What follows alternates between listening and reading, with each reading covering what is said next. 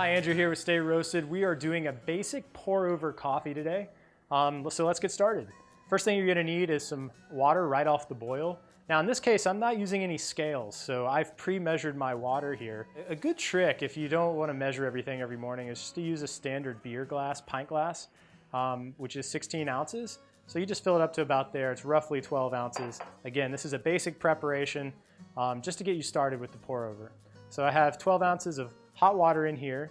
I have 3 tablespoons or about 21 grams of medium coarsely ground coffee beans. We have our mug, our V60 pour over, and the filter. Now, the pour over is going to go directly on top of your mug, and then with the filter, you actually want to crease the part that has these ridges on it. So I'm going to fold it over and crease this down. I'm going to open it up right into the V60. The first step, pretty much in any filter or pour over method, is to rinse out the actual paper filter with some hot water. So we're going to pour just enough in here to warm up the brewing device and rinse any kind of paper taste out of the filter.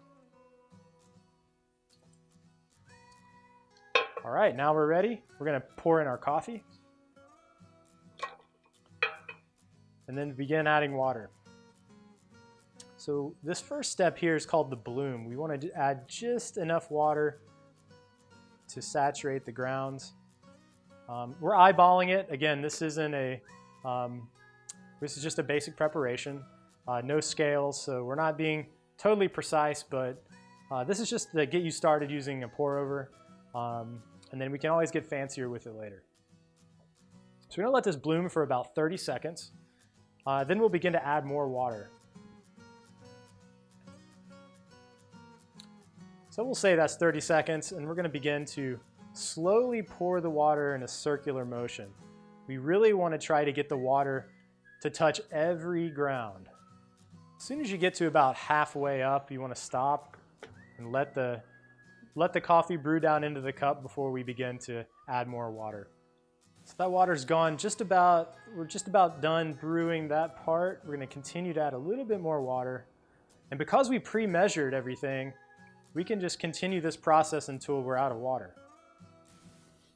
And I will add the rest of the water in here with the third pour, and we should be all set. Yep. We're just going to let this continue to brew. The V60 pour over, fantastic device. It's small, makes an excellent cup of coffee, especially with lighter roast coffees. Highly recommend getting one. There's so much you can do with it in terms of getting sophisticated with your coffee, but this was the most basic preparation just to get you started. Just remember, the first step in any brewing process is to find really fresh, whole bean coffee from a great roaster. At StayRoasted.com, we have over 40 different coffee roasters who would deliver to you fresh. So check us out, and we'll see you next time.